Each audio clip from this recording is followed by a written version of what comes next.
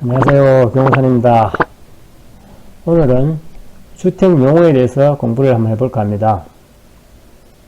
먼저 주택에 단독주택이라고 있는데, 단독주택은 주택용지로서 연립, 다세대, 아파트 또는 기숙사 부지가 아닌 토지, 주택지 안에 소규모 점포가 있는 주택을 단독주택으로 합니다.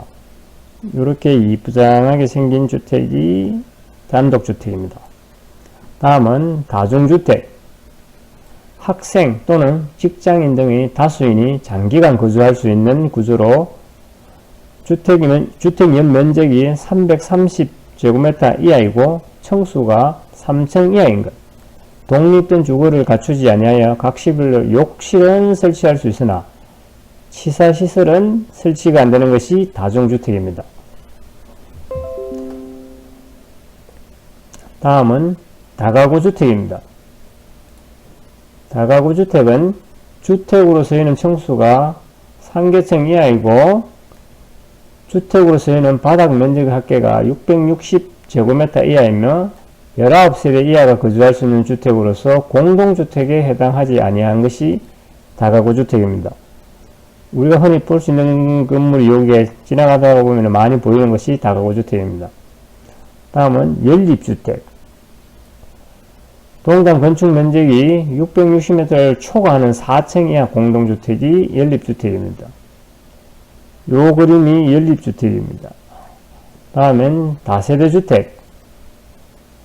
건축 연면 면적이 660m 이하인 4층 이하의 공동주택이 다세대주택입니다. 연립주택하고 다세대주택 차이가 건축 면적이 660m를 초과하면은 연립주택이고 660제곱미터 이하이면은 다세대주택으로 보시면 됩니다. 그 다음에 아파트 같은 경우는 5층 이상의 주택을 5층 이상 공동주택을 아파트라고 합니다. 주택 용어를 봤으니 주택 상가 임대차 보호법에 대해서도 한번 알아보겠습니다. 먼저 임차권의 분석. 주택 임대차 보호법에서 임차인이 대항력이 있는 임차인지 여부, 대항력이 있는 임차인의 배당 요구를 했는지를 봐야 되고, 배당 요구한 대항력이 있는 임차인이 전액을 배당받을 수 있는지 여부, 대항력 없는 임차인에 대한 배당 분석과 가당 임차인인지를 여부를 확인해야 됩니다. 상가 임대차 보호법도 똑같은 방법으로 하시면 되겠고요. 다음으로는 분석의 자료로는 현황조사서, 매각물건 명세서, 감정평가서, 문건 처리 내역, 송달 내역, 세대별 주민등록 열람, 임장을 통하여 얻은 정보, 상가 임대차 보호법에서도 상가 임대차 열람을 확인해 봐야 되겠죠. 다음에는 대항력에서 알아보겠습니다.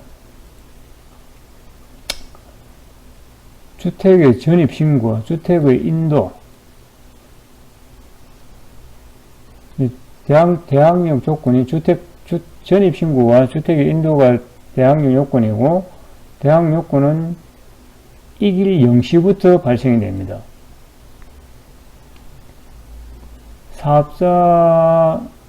사업자도 사업자 등록, 상가 건물의 인도와 똑같이 이길 적용이 되고, 건물의 점유자와 사업자 등록금은 계속 존속을 해야 됩니다. 폐업 신고 후 다시 사업자 등록을 신청하는 경우는 존속이 되지 않기 때문에 보호를 받지 못합니다.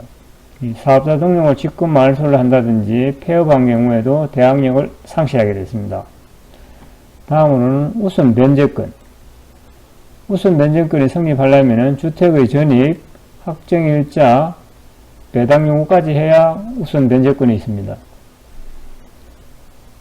상가도 대항 요건과 확정일자, 배당 요구를 해야 상가도 보호를 받게 되겠습니다. 보증금 적용에는 무제한이고, 상가 같은 경우에는 보면은 전세 보증금에 월세가 있으면 월세 곱하기 100으로 해서 한산 보증금이 나오는데, 이 한산 보증금으로 해가지고 보증금 적용을 하고 있으니까 꼭 입찰할 때 신경을 좀 쓰시기 바라면서, 바로 2015년 5월 13일 대항력 적용 금액이 상가도 무제한으로 바뀌었습니다. 다음에 소액 보증금 범위가 어떻게 되느냐.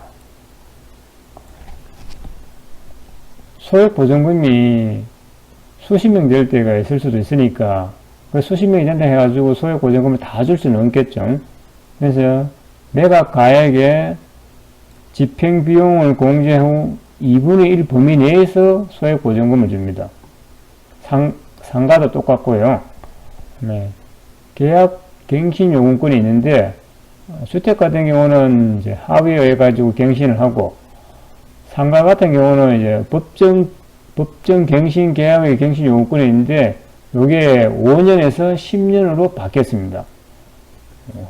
개정이 2018년 10월 16일부터 적용이 됐기 때문에, 만약에 이 상가 임차인은 무조건 다 혜택을 보는 건 아니고, 예전에 5년씩 해가지고 한 번씩 이렇게 계약이 다 돼가지고 새로 했는 사람들 같은 경우는 적용이 안 될 거고, 지금 진행 중에 있는 상가 임차인 같은 경우는 보호를 받을 수 있습니다.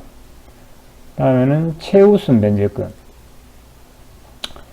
경매 개시 기입 등기 이전 전입한 임차인으로 권리 신고 및 배당 요구한 소액 보증금입니다.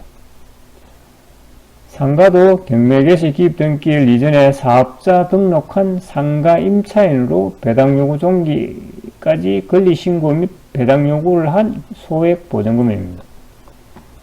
그럼 확정일자는 어디서 하느냐? 주택 같은 경우는 주민자치센터와 등기과 공인정사무소에서 확정일자를 받을 수 있고, 상가 같은 경우는 부동산 소재지 관할 세무서에서 확정일자를 받을 수 있습니다. 임차권 등기 명령 제도라는 게 있는데, 주택 같은 경우에는 보면은 등기사항 전부 증명서 얼구에 주택 임차권 등기 후 태거 가능. 태거를 해도 제가 주택 임차인이 보호를 받으려고 하면은 주택 임차권을 등기한 후에 태거하는 것이 좋고, 사업자 같은 경우도 등기사항 전부 증명서 얼구에 상가 건물 임차권 등기 후 사업장을 이전하든지 폐업을 해야 보호를 받을 수 있습니다. 다음에 묵시적 갱신 후 계약 해지 통보. 묵시적 갱신 후 임대차 기간 2년, 주택 같은 경우는 2년이고, 다음 묵시적 갱신 기간 중 임차인만 임대인에게 계약 해지 통지가 가능합니다. 임대인이 통지를 받은 후 3월이 경과하면 계약 해지 효력이 발생하고, 상가는 묵시적 갱신 후 임대 기간이 1년입니다. 1년. 다음 묵시적 갱신 기간 중에 임차인만 임대인에게 계약 해지 통지가 가능하고, 임대인이 통지를 받은 후 3월 경과하면 계약 해지 효력 발생합니다. 민법 제365조에 보면은 상가 한산 보증금 초과한 묵시적 갱신 후에 해지 통보는 1월 이내에 통지하면 됩니다. 적용 대상 목적물은 주거용 건물의 전부 또는 일부의 임대차에 관하는 경우가 있고, 그 다음에 이제 주택 같은 경우는 미등기나 무허가 건물도 다른 특별한 규정이 없는 주택 임대차는 보호 적용 대상이 됩니다. 상가는 사업자 등록의 대상이 되는 상가 건물. 적용 대상 객체가 어떻게 되느냐? 주택은 원칙적으로는 법인은 안 됩니다. 외적으로 인정되는 법인이 한국토지주택공사법에 따른 한국토지공사와 지방공기업법에 따라 주택사업을 목적으로 하는 설립된 지방공사 같은 경우는 예외적으로 적용이 되고, 상가 같은 경우는 상가 임차인, 법인도 당연히 보호받겠죠. 그러면 적용이 안 되는 것들 보면은 종중이나 동창회 사무실, 교회 등의 비사업용 건물과 공장, 창고 등의 비영업용 건물의 임대차는 적용 대상이 되지 않습니다.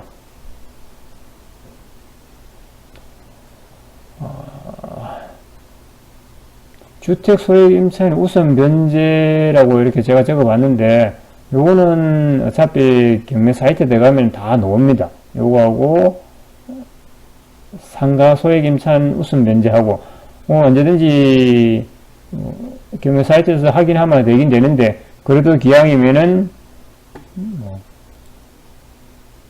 최근 거라도 일단은 뭐 좀 알고 있으면 좋을 거고, 그게 안 된다면은 상가든 주택이든 지금 좀 알고 있으면은 자기 지식 습득이 되니까 좀 좋겠죠.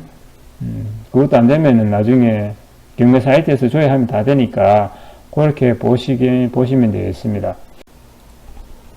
오늘은 주택 용어와 주택 상가 임대차 보호법에 대해서 알아봤는데, 우리가 경매를 하면서 꼭 알아야 할 필수적인 내용이기 때문에 오늘 강의를 하나 봤고요. 오늘 하루도 즐거운 하루가 되기를 바라면서 마칠까 합니다. 감사합니다.